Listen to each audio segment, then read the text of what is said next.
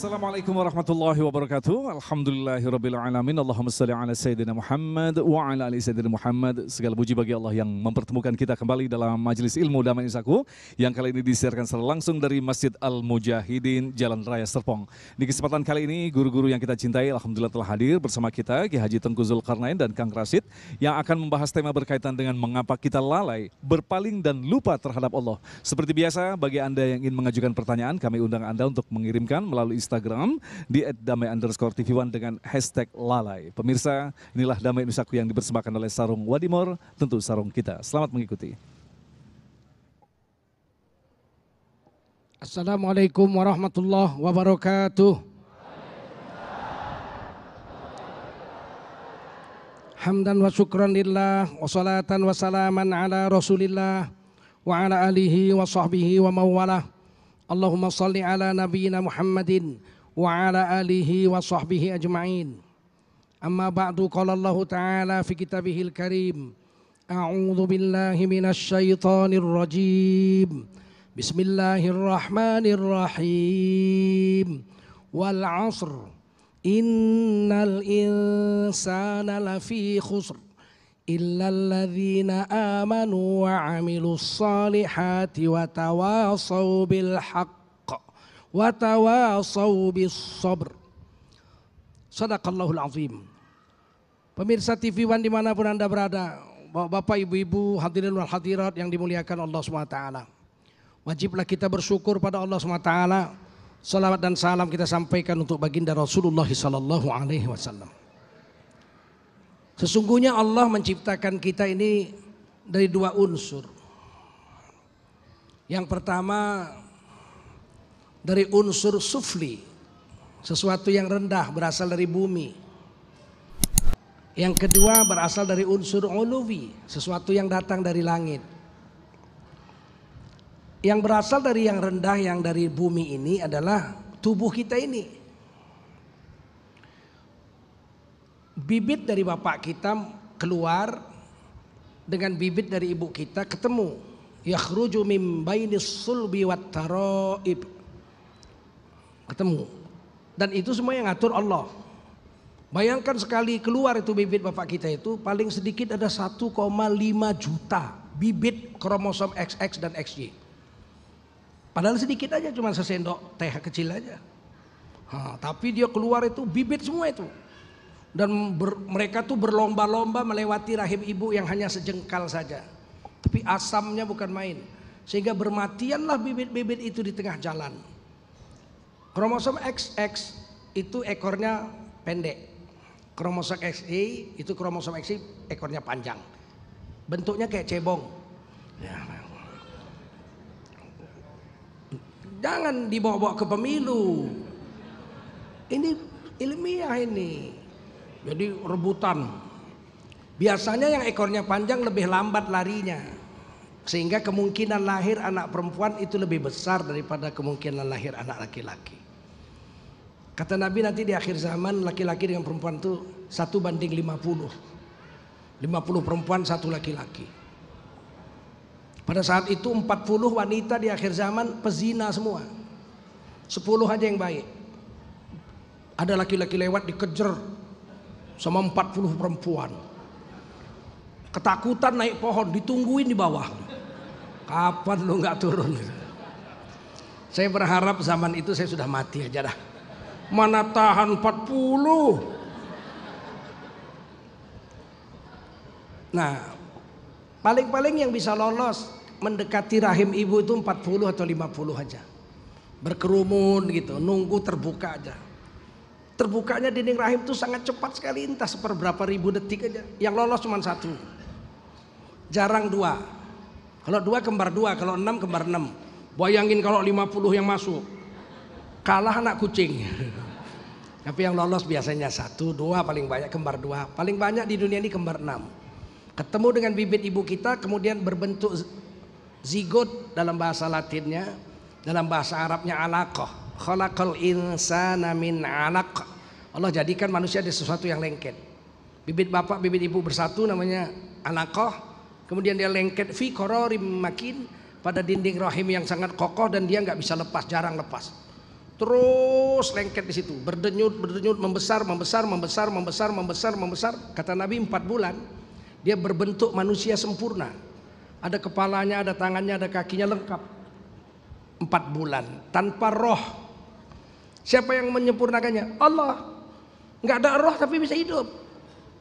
Itu hebatnya Allah. Tsumma sawwahu. Kemudian kami sempurnakan bentuk janin itu di dalam rahim ibunya. Wa nafakha fihi min ruhih. Kemudian kami tiupkan ruh. Nah, ini yang dari langit, dari alam uluwi itu, unsur tinggi. Dibawa malaikatlah roh kita dalam bejana nur. Kemudian ditiupkanlah ke rahim ibu. Badan kita yang berasal dari bapak ibu kita yang makan kangkung, makan terong itu. Kemudian sempurna 4 bulan ditiupkan ruh. Begitu ditiup ruh, wa nafakha fihi min ruhih, ditiup ruh, wa ja'ala lakumus sam'a, kamu bisa mendengar dalam rahim ibumu, wal absar, kamu bisa melihat dalam rahim ibumu, wal afidah, kamu bisa merasakan apa yang dirasakan ibumu. Qalilam ma tashkurun. Sayang sekali sedikit manusia di antara kamu yang bersyukur kepada Allah. Jadi bayi itu dalam perut sudah bisa melihat, sudah bisa mendengar. Makanya ibu-ibu yang hamil itu disuruh berzikir banyak, baca Quran yang banyak, supaya bayinya itu bisa merasakan ibunya sedang makan makanan langit. Zikir, baca Quran, agamalah, sedekah. Kenapa itu? Itu makanan langit untuk membuat rohnya itu bersih. Tumbuh dengan makanan yang bagus, yaitu makanan langit, zikir, baca Quran dan lain-lain. Kemudian dia pun tumbuh sempurna. 9 bulan lahir. Bayi itu mendengar apa yang diucapkan oleh ibu. Orang Jawa sudah menasehati sejak dulu. Sebab saya masih kecil-kecil. Nduk, kue saiki hamil. Zikir sing ngokeh, maca Quran sing ngokeh, aja miso-miso, men anakmu ndang engko metu apik. Itu sudah dinasihati, padahal itu dari Quran, dari hadis. Tugas mengajar ibu dalam perut, tugas mengajar anak dalam perut, tugas ibu. Beri makanan agama. Walaupun dia diberi makan juga, minum susu ibunya supaya sehat, makan bergizi, supaya tubuhnya tumbuh dengan sempurna. Tapi ruhnya perlu dikasih makan agama. Kalau ibunya hamil nyopet, anaknya baru lahir, dompet dokternya dicopet. Ini sudah diteliti oleh orang Jepang sekitar 25 atau 20 tahun yang lalu. Saya baca penelitiannya. Waktu saya ceramah di Mobil Oil di Aceh, ada majalah, ketinggalan majalah orang bule. Saya baca dalam bahasa Inggris. Saya bisa bahasa Inggris, nggak perlu teks saya baca. Masya Allah, ternyata di Jepang mereka mengakui bayi dalam perut sudah bisa mendengar. Sehingga ibu-ibu Jepang waktu itu diadakan penelitian untuk memakai Walkman, tapi speakernya tidak ke kuping ibunya, tapi ke perut ke perut ibunya supaya anaknya dengar. Diputar lagu-lagu klasik yang lunak-lunak, yang lembut-lembut. Misalnya Furelis.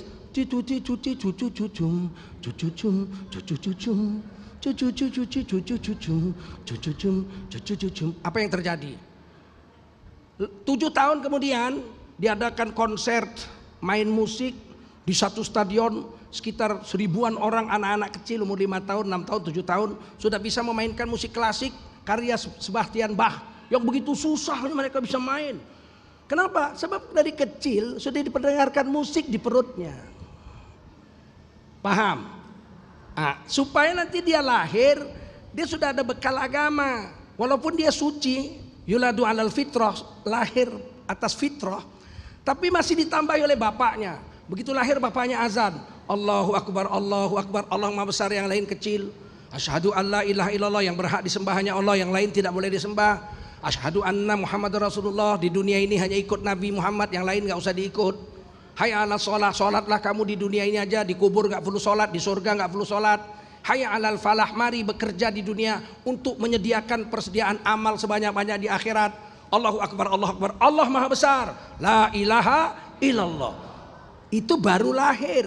Semoga dengan demikian hatinya, jiwanya itu kuat untuk lebih condong kepada agama daripada kepada dunia yang menipu ini. Dunia yang menipu. Nanti kita lanjutkan setelah pesan-pesan berikut. Baik, subhanallah, pemirsa yang dirahmati Allah, itulah tadi kembali ditegaskan kepada kita betapa Allah telah menuliskan secara rinci penciptaan manusia yang tentu saja amat sangat rumit hingga ditiupkan roh di dalamnya. Ini menegaskan kepada kita betapa manusia adalah bukan makhluk sembarangan. Manusia adalah makhluk yang memiliki kualitas yang sangat tinggi dibandingkan dengan makhluk-makhluk yang lainnya. Pertanyaan kita, mengapa kita tidak mempelajari dari awal bahwa penciptaan kita sangat rumit? Bukankah Allah telah menegaskan dari awal bahwa segala sesuatu tidak boleh melalaikan Sang Pencipta? Insya Allah itulah yang kita akan bahas dalam segmentasi selanjutnya. Tetaplah bersama kami, Damai Indonesiaku yang dipersembahkan oleh Sarung Wadimor, tentu sarung kita.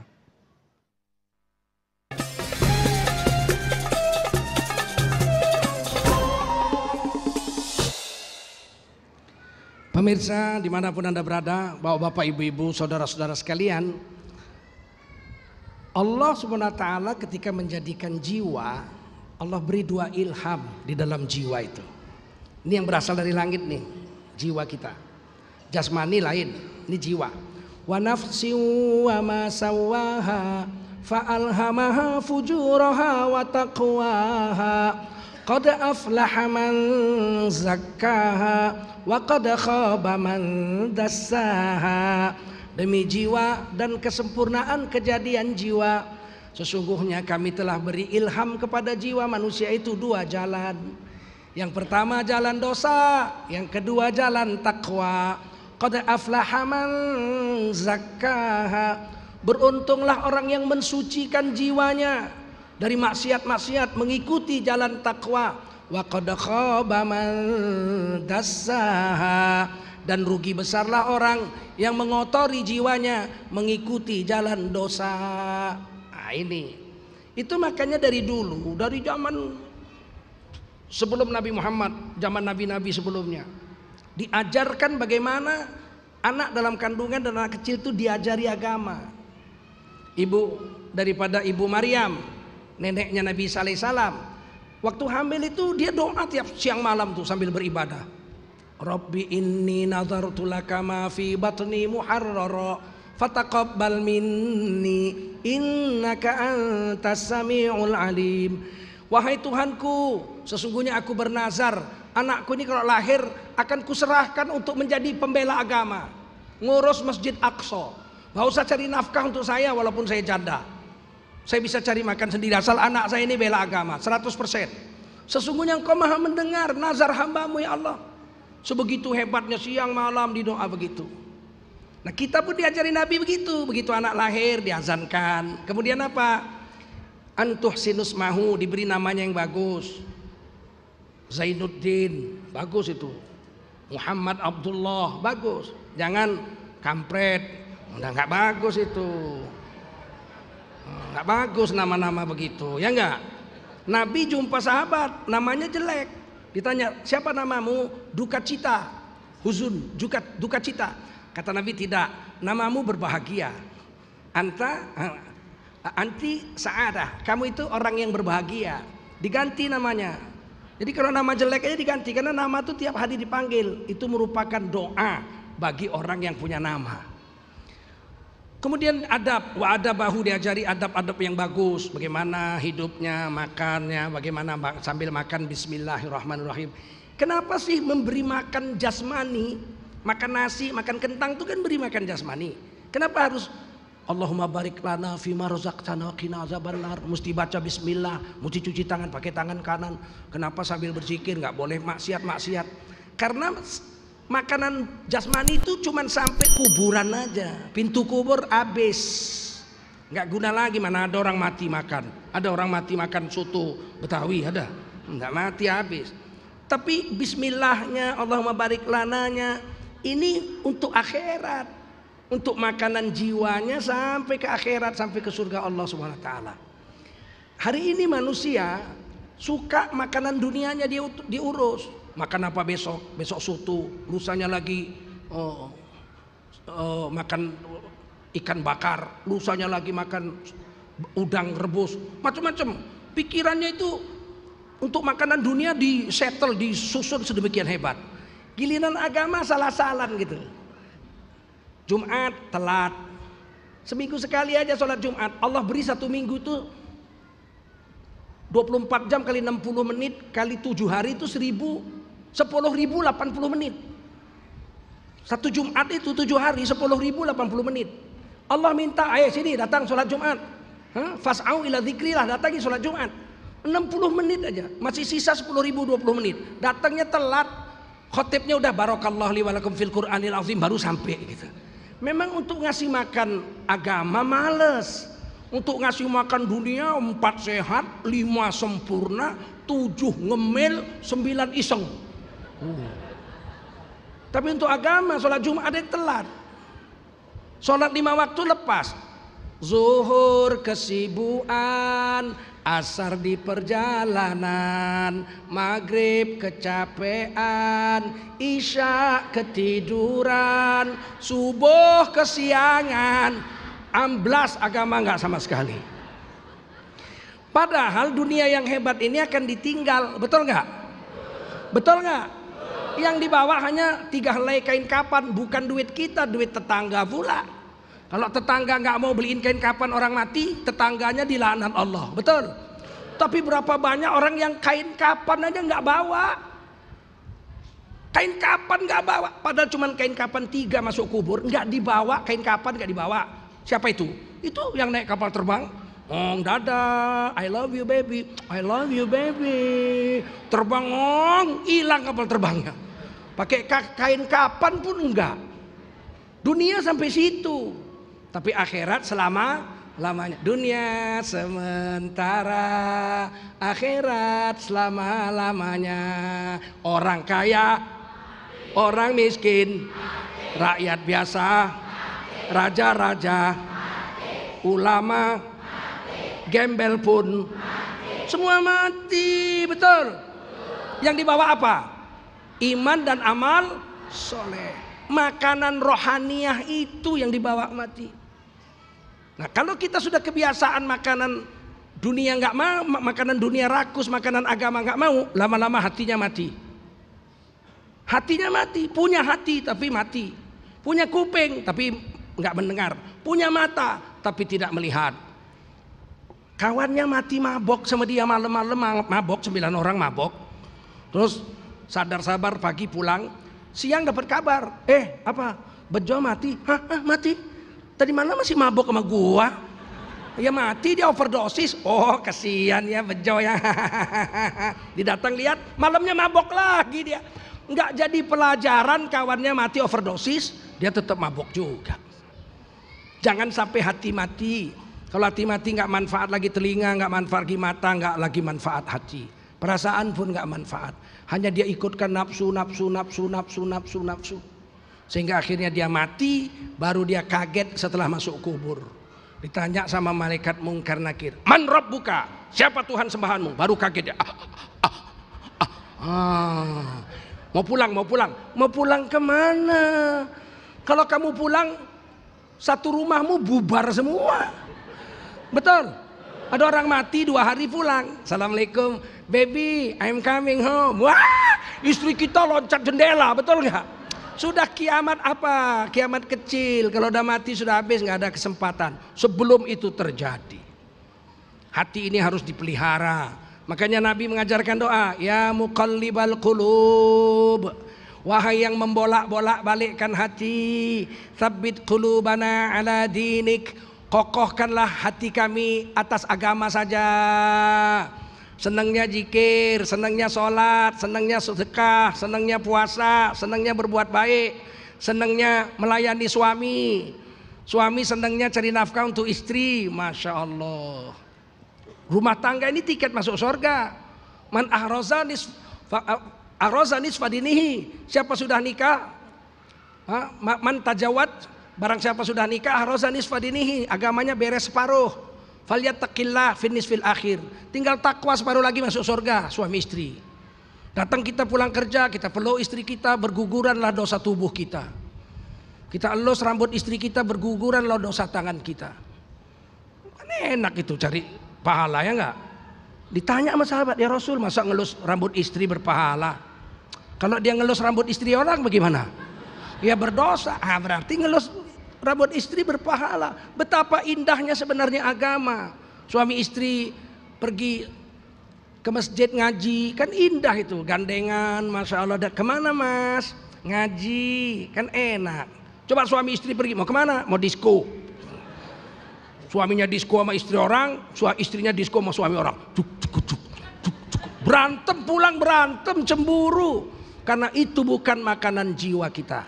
Mari kita jaga jiwa kita, bersihkan jiwa kita, sehingga kita mati dalam agama dan jiwa kita mendapatkan ketenangan dunia dan akhirat. Baik, pemirsa yang dirahmati Allah, dalam segmentasi selanjutnya nanti kita akan mencermati sebuah sifat yang memang ada di dalam diri manusia. Dia mengetahui ayat-ayat Allah, tetapi justru dia mengingkari. Apa penyebabnya? Insya Allah itulah yang akan kita bahas dalam segmentasi selanjutnya. Dan jangan lewatkan, kami masih memberikan kesempatan bagi Anda yang ingin mengirimkan pertanyaan melalui Instagram di @damai_tv1 dengan hashtag lalai. Kami akan kembali selepas pesan-pesan berikut ini. Damai Indonesiaku.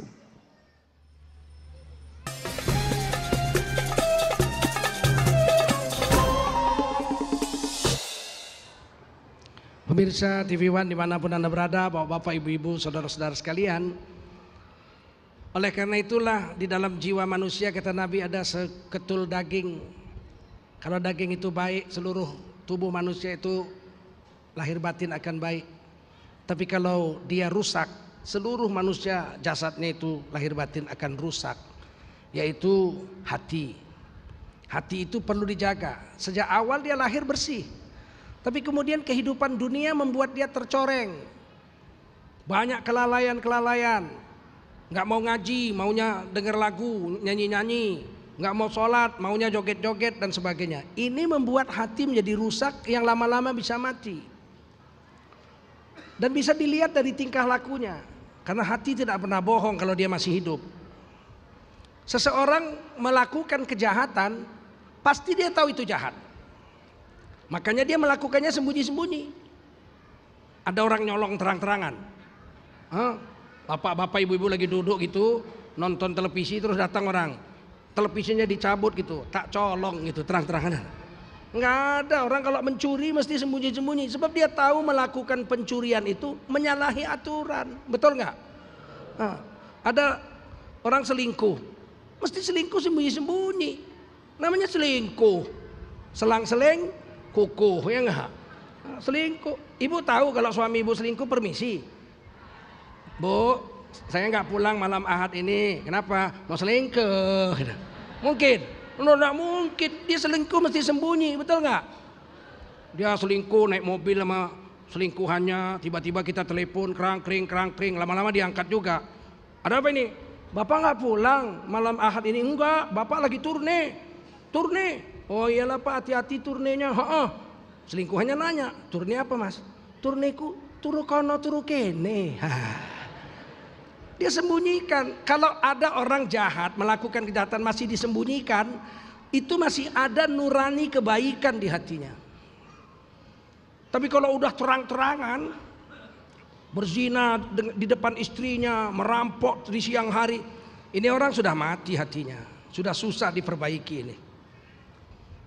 Sedangkan binatang aja, binatang kalau mau melakukan kejahatan sembunyi-sembunyi.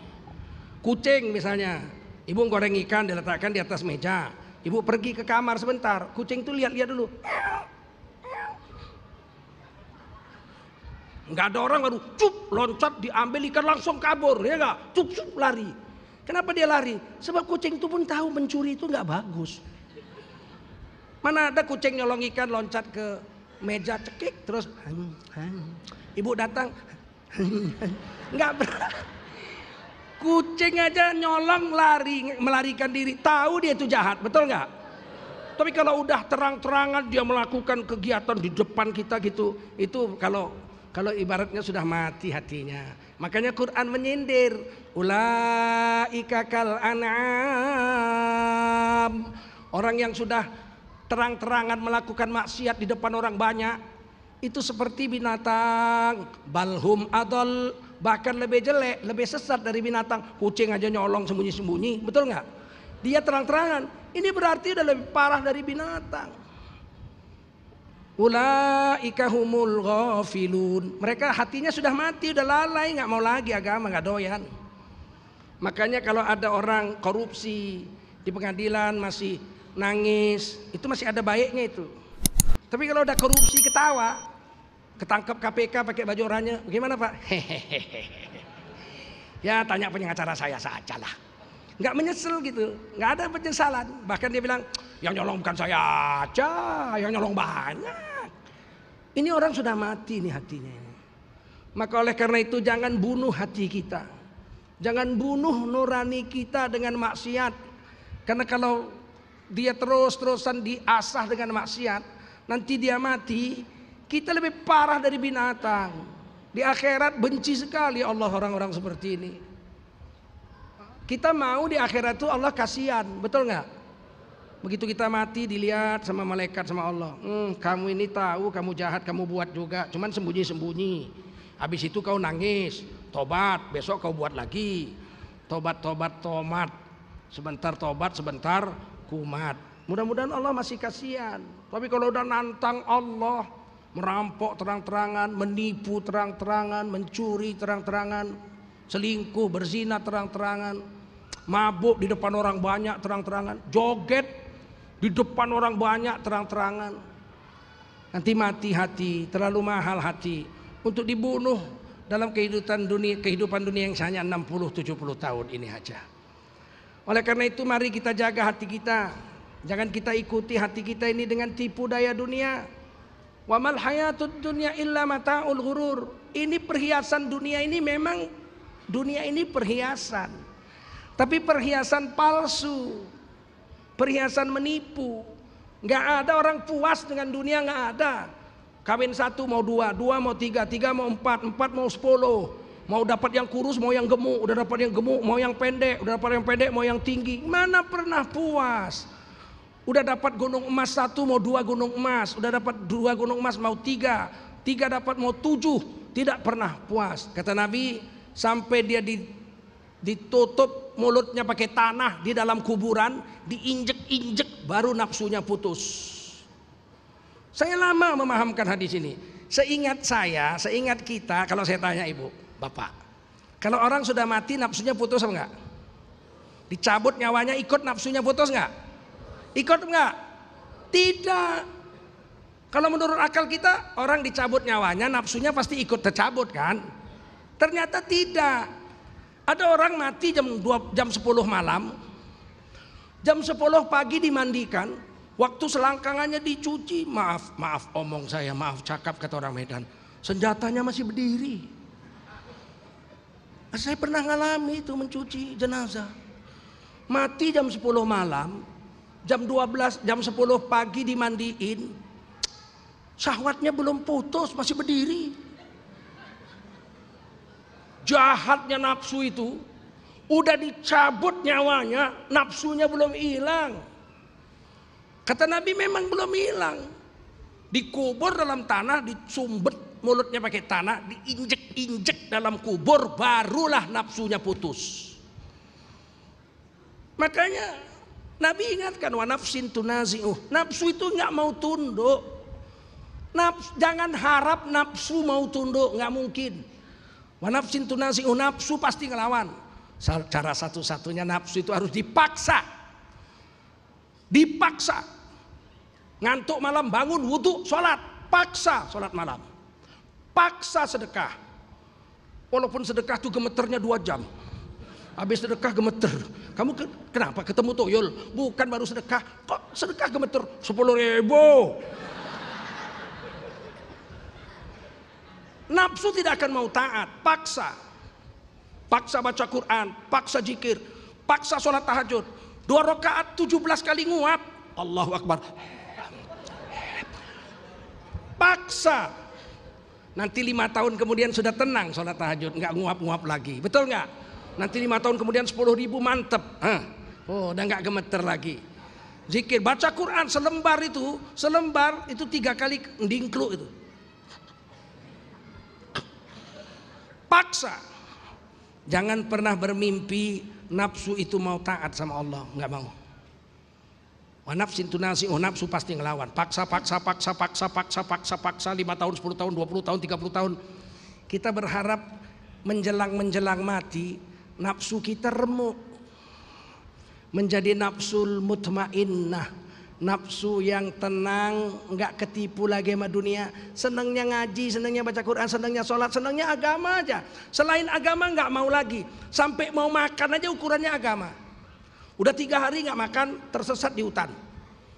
Ketemu kampung dibawa ke rumah kepala desa. Saya orang Jakarta Pak, 3 hari saya sesat di hutan. Kok bisa sampai ke hutan? Ini KTP saya Pak. Saya naik kapal terbang, jatuh Pak, mati semua, cuman saya yang hidup. Masya Allah, udah 3 hari saya nggak makan. Oh ya udah makan. Ini nasi, dikasih nasi sama sayur, pakai daging. Udah 3 hari nggak makan, dia mau makan, ini apa? Ini sayur kol campur daging anjing. Oh saya nggak bisa kalau ini, saya nasi aja sama garam. Ini mutmainnah. Walaupun udah 3 hari nggak makan, dia milih makan nasi sama garam yang halal. Nanti masuk surga yang dipanggil nafsul mutmainnah itu. Bukan manusia, bukan orang beriman. Yang dipanggil masuk surga, ya ayyatuhan nafsul mutmainnah turji'i. Wahai nafsu yang tenang, mutmainnah, datanglah kepada Tuhanmu. Irji'i ila rabbiki radiyatan mardiyah. Datangi Tuhanmu dengan ridho, kau akan diridhoi. Fadkhuli fi ibadi, bergabunglah, berkumpullah dengan hamba-hambaku. Wadkhuli jannati, masuklah kamu semua, hai nafsul mutmainnah, ke surgaku. Amin ya rabbal alamin. Baik, pemirsa yang dirahmati Allah, dalam segmentasi selanjutnya nanti Kang Rasid akan menyampaikan satu tema, yaitu berkaitan dengan dampak matinya hati. Seperti yang telah dijelaskan tadi, semua itu berawal daripada nafsu. Dan selepas pesan-pesan berikut ini, kita akan ikuti kembali yaitu Kabar Islam yang akan menyampaikan tema tentang sejarah Islam di India. Tetaplah bersama kami, Damai Indonesiaku.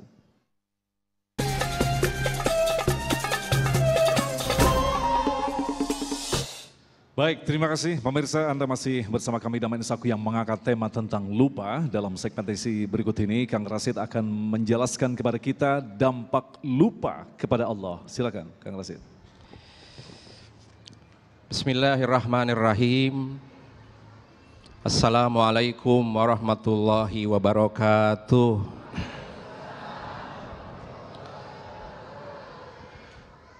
Alhamdulillahi wa kafa. Wassalatu wassalamu ala sayyidinal mustafa wa ala alihi wa ashabihi ahli sidki wal wafa. Ashhadu an la ilaha illallah wa ashhadu anna sayyidana Muhammadan abduhu wa rasuluh. Ayyuhal hadirun, para tetamu Allah Masjid Jami Al-Mujahidin, Serpong, usikum wa iyaya bitaqwallah wa ta'atihi la'allakum tuflihun. Juga tak lupa pemirsa Damai Indonesiaku TV One. Amma ba'd. Suatu ketika Kangjeng Nabi Muhammad SAW pernah bertutur dengan para sahabatnya tentang manusia. Beliau berkata begini, kullu bani adama khotta'un. Setiap manusia pasti berbuat salah. Pasti. Mau level apapun pasti berbuat salah. Sampai di level Nabi Adam alaihissalam. Kullu bani adama khotta'un. Namun kasih jawaban selanjutnya, orang yang berbuat salah, wa khairul khotta'in tawwabun. Sebaik-baik orang yang telah berbuat salah, taubat kepadanya. Dilanjutin selanjutnya, al-insan mahalul khata wan nisyan. Manusia yang tadi Kiai Tengku Zulkarnain menyebutkan bahwa manusia sering disebut dengan insan. Insan itu terambil dari 3 kalimat, ada anasa, ada annasa, ada nasya. Sering lupa. Maka kata Nabi, al-insan mahalul khata wan nisyan. Manusia itu tempatnya salah dan lupa. Taib Kang Rasid, sifat lupa ini, sifat pun ternyata Sunda terada F sama P terada ketuker, F sama P sifat lah gitu. Ini rada kesel ya bibirnya. Sifat manusia itu sering lupa, apalagi kalau sudah rekening 1 miliar, lupa sujud. Kalau sedang tenar nasional, lupa kepada tanah. Gitu. Kalau sedang di atas, dulu ada iklan, kalau sedang nyaman duduk, lupa berdiri dia. Entah duduk di kursi kekuasaan, entah duduk di kursi jabatan, entah duduk di kursi kekayaan, suka lupa berdiri. Itu sifat manusia. Ternyata itu sifat sejak lama sudah ada, termasuk sifat ayahanda kita. Siapa ayahanda kita? Nabiullah Adam alaihissalam. Mari kita tengok ayatnya, surat Toha ayat 115. Bismillahirrahmanirrahim. Walaqad ahidna ila Adama min qablu. Allah telah membuat MOU dengan Nabi Adam. Allah telah membuat perjanjian di atas kertas dengan Nabi Adam. Wahai Adam, tinggal di surga ini. Silahkan nikmatin isi surga. Kalau perlu pendamping, saya siapkan pendampingnya Sayyidatina Hawa. Tetapi pesan wahai Adam, silahkan nikmati keindahan surga, nikmati hidangan surga, nikmati pendampingmu di surga Sayyidatina Hawa.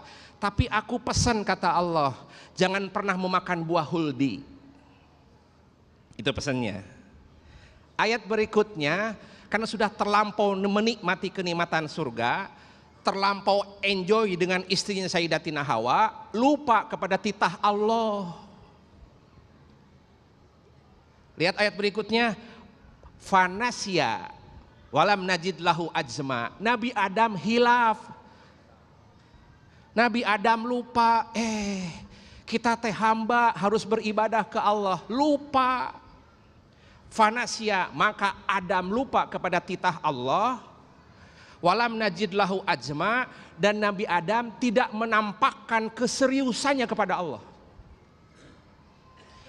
Sudah lupa senyum saja, sudah lupa diam saja. Sok atuh tampakkan bahwa engkau taubat ke Allah.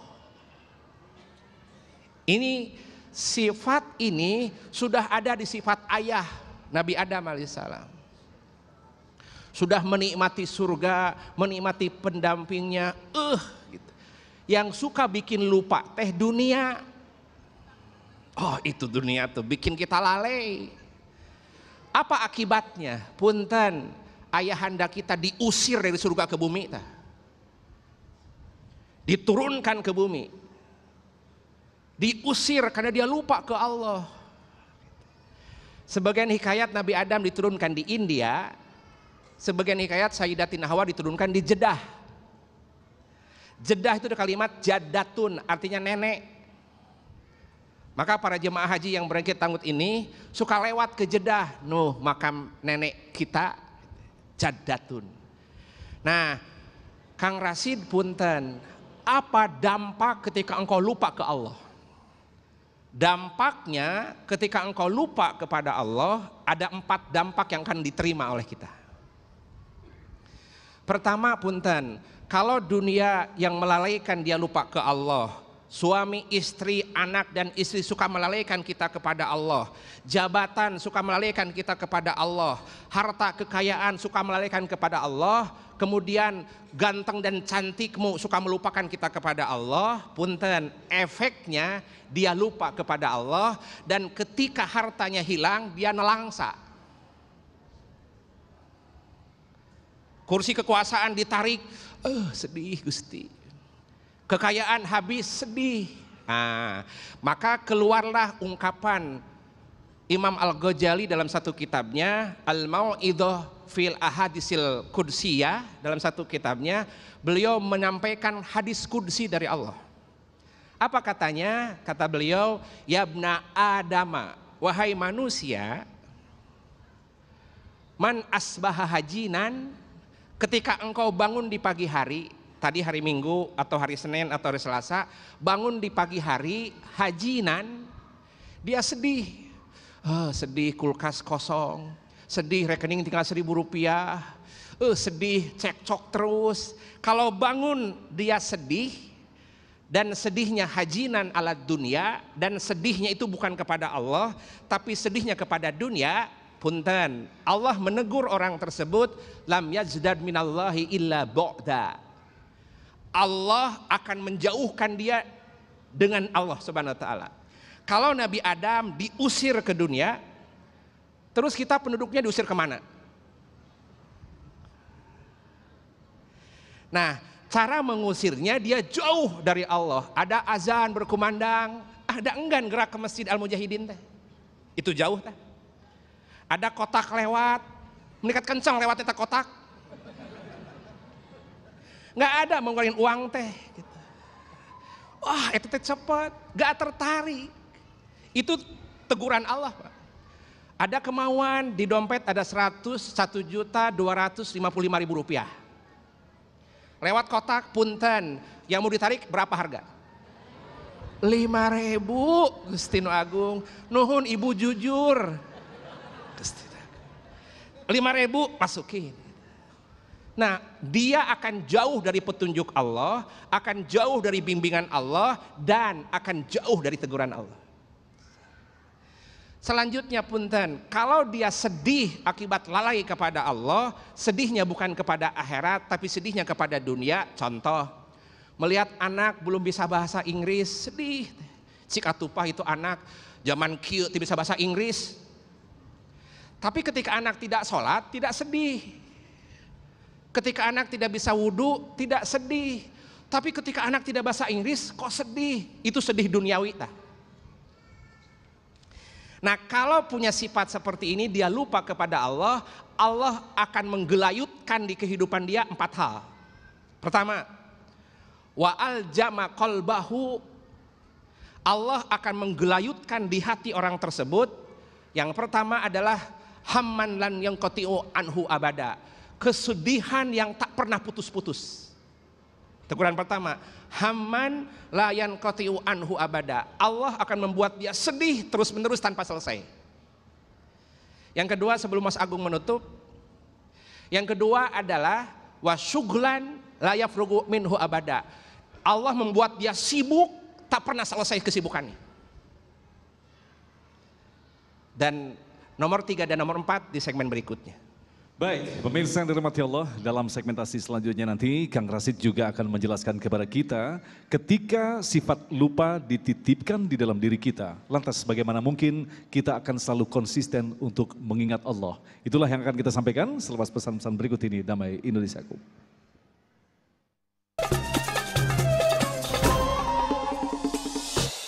Baik, terima kasih pemirsa, masih bersama kami Damai Indonesiaku yang mengangkat tema tentang lalai, dan kita masuk di segmentasi tanya jawab. Walaupun waktunya sangat singkat, insya Allah pertanyaan-pertanyaan ini akan dijawab secara singkat dan padat oleh guru-guru kita.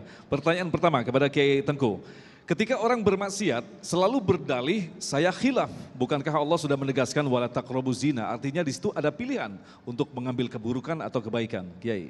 Khilaf itu berbeda cara dengan yang ditetapkan Allah. Betul itu bahasanya khilaf. Cuman bahasa Indonesia khilaf itu seolah-olah tidak sengaja. Padahal bahasa Arab itu khilaf itu berbeda. Misalnya Majelis Ulama Indonesia memutuskan hukum merokok itu khilaf ma bainal makruh wal haram. Berbeda pendapat, sebagian bilang makruh, sebagian bilang haram. Jadi khilaf itu bukan keliru, salah jalan, nggak sengaja, bukan. Jadi memang khilaf, melawan Allah, menyalahi aturan Allah. Jadi ya dipikullah sama dia akibatnya. Allah sudah beri 2 jalan, jalan baik dapat surga, jalan jahat dapat dosa. Terus dia mengkhilafi, membedakan diri dengan jalan Allah, dia ambil jalan jahat, ya terima dosanya. Kalau orang jahat dengan orang baik sama-sama masuk surga, Allah nggak adil. Coba maling sama ulama sama-sama masuk surga. Kata ulama, kamu masuk surga? Padahal kan maling. Terus ulama masuk surga? Iya, lebih baik jadi maling, sama-sama masuk surga. Begitu. Baik, selanjutnya Kang Rasid. Lalai adalah watak atau kodrat manusia. Apa sesungguhnya hakikat dititipkan lalai di dalam diri manusia? Terima kasih Mas Agung. Pemirsa dari Indonesiaku TV One, lalai kadang juga lupa. Itu kalau kita tidak punya sifat lupa, itu ya, punten, itu bisa menyiksa. Contoh ingat mantan gitu. Ya. Coba kalau tidak lupa dan nyiksa tuh. Betul. Habis makan siang hari udah habis 2 juta gitu ya. Kemudian mules, pup kan dibuang. Coba kalau diingat terus dan nyiksa tuh, 2 juta Kang. Lupa ada manfaatnya, musibah yang menimpa, ya Allah Gusti. Ingat kalau dia fokus dengan musibatnya, lupa dengan karunia Allah, maka dia tersiksa. Tapi lupa di sini adalah lupa bukan kepada Allah, tapi ke selain Allah, ke makhluknya. Gitu ya, punten sekali. Maka dalam surat Toha ayat 126, wa kadzalika atatka ayatina panasitaha. Aku telah mendatangkan tanda-tanda kekuasaanku, kamu melupakan. Nah ini beda, lupa ini mah. Dia melupakan ayat-ayat Allah, panasitaha wa kadzalika yauma tunsa. Kalau engkau melupakan aku di dunia, wa kadzalikal yauma tunsa, pada hari ini aku lupakan kau. Maka unsurnya supaya lupa, ingatkan. Maka kenapa kita sholat wajib itu fardu di azan, supaya ingat, waktu sholat nih. Fadkuruni, engkau ingat aku, fadkurkum, aku ingat hutangmu. Fadkuruni, engkau ingat dengan zuhur kepadaku, aku ingat urusan rumah tanggamu. Fadkuruni, engkau ingat kepadaku, aku ingat urusan bangsamu. Nah kalau engkau lupa kepada Allah, Indonesia nggak perhatiin oleh Allah Subhanahu Wa Taala. Subhanallah, luar biasa sekali. Baik, kembali ke Kiai Tengku. Kita akan mencermati bersama-sama fenomena di akhir zaman dan ini banyak terjadi di hadapan kita. Mohon dijawab Kiai. Kita banyak mengetahui orang-orang yang mengetahui tentang ilmu, tetapi justru banyak juga yang melanggar. Apa sesungguhnya yang terjadi? Ya, sebetulnya yang membuat orang jadi taat sama Allah sama Rasul itu bukan ilmu, tapi iman. Makanya perintah taat itu selalu yang dipanggil orang beriman. Ya ayyuhalladzina amanu kutiba alaikumusiyam, wajib kamu puasa. Ya ayyuhalladzina amanu tubu ilallah, taubatlah kamu hai orang beriman kepada Allah. Enggak ada dipanggil ya ayyuhal ulama, kutiba alaikumusiyam, wajib atasmu puasa ulama-ulama. Enggak ada. Ilmu itu membuat orang jadi betul beramal. Amalnya jadi betul. Halal haramnya, syarat rukunnya dia tahu, amalnya jadi benar, diterima. Tapi untuk orang mau beramal itu didorong iman, bukan didorong ilmu. Kita semua tahu nggak sholat tahajud itu bagus? Tahu. Caranya sholat tahajud ngerti apa nggak? Ngerti. Tadi malam yang sholat tahajud siapa? Jadi bukan karena orang nggak mau tahajud, bukan karena nggak tahu, tapi karena memang imannya lemah. Orang koruptor itu kalau ditanya, kamu korupsi? Iya. Kenapa? Khilaf. Apa hukumnya korupsi? Ya haram, masa sunat mu'akad. Dia ngerti.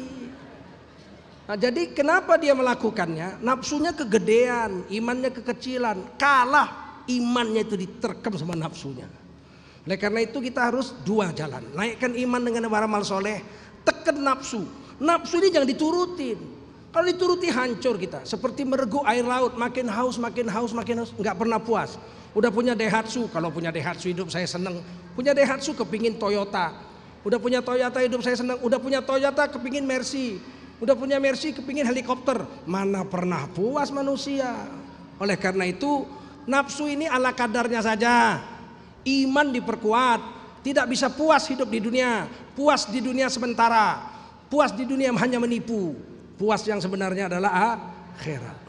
Baik, barangkali pertanyaan yang terakhir kembali ke Kang Rashid. Ketika seorang hamba tergelincir, apakah ini bentuk kelalaian atau justru memang Allah yang menghendaki? Bismillahirrahmanirrahim. Ketika hal itu hal yang baik, itu diarahkan ke Allah alamatnya. Kalau hal itu buruk, maka itu perbuatanmu yang lalai dan lupa. Sebab ini dunia adalah ad-dunya darul imtihan. Dunia ini dan seisinya dan hiruk pikuknya adalah ujian bagi yang beriman. Nah, ketika dia lulus dari ujian, dia naik kelas. Kalau tidak lulus, dia terpeleset. Apa saja Kang ujiannya? 1, ujian itu taat. Jadi ulama, jadi habaib, jadi kiai, jadi orang soleh. Itunya besar sekali. Ya, ujiannya itu. Nah, kalau diuji taat, lulusnya ikhlas. Nah, kalau orang tidak ikhlas, dia terpeleset. Yang kedua, ujian Allah adalah musibat. Kalau lulus dari musibat adalah orang-orang minas sabirin, orang sabar. Kadang Allah menguji manusia lewat nikmat, maka dia harus syukur. Dan keempat, kadang ujian itu berupa maksiat. Ketika engkau diuji maksiat, lulusnya taubatan nasuha, maka teringat dengan ungkapan Imam Ibnu Athaillah As-Sakandari tentang maksiat, terpeleset itu, al-maksiatu urisat dillan waftiqaran khairun min ta'atin aurasat izjan wastikbaron. Ketika engkau maksiat dan hati merasa hina kepada Allah, dan hati merasa butuh ampunan Allah, itu lebih baik dibanding orang soleh hatinya merasa mulia dan merasa suci. Mungkin dia maksiat itu pintu dekat ke Allah. Terima kasih. Luar biasa sekali. Baik, terima kasih Kiai Tengku dan Kang Rasid yang telah memberikan jawaban yang sangat tegas walaupun singkat. Insya Allah akan memberikan pemahaman kepada kita betapa sekali lagi Allah sengaja menitipkan rasa lupa di dalam diri kita. Tetapi yang jelas hamba-hamba yang selamat adalah hamba yang selalu memohon kepada Allah untuk tidak pernah melupakan Allah. Tetaplah bersama kami, Damai Indonesiaku.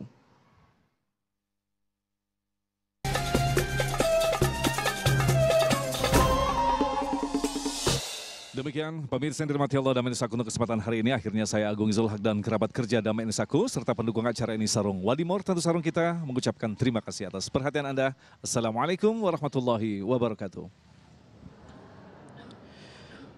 Pemirsa Damai Indonesiaku yang dirahmati Allah Subhanahu wa taala, mari kita berdoa bersama-sama sebagaimana doa Nabi Adam alaihissalam ketika ia lupa kepada Allah Subhanahu wa taala. Masih ingat doanya? Kita bersama-sama. Bismillahirrahmanirrahim. Rabbana ya Rabbana zalamna anfusana wa ilam taghfir lana wa tarhamna lanakunanna minal khasirin.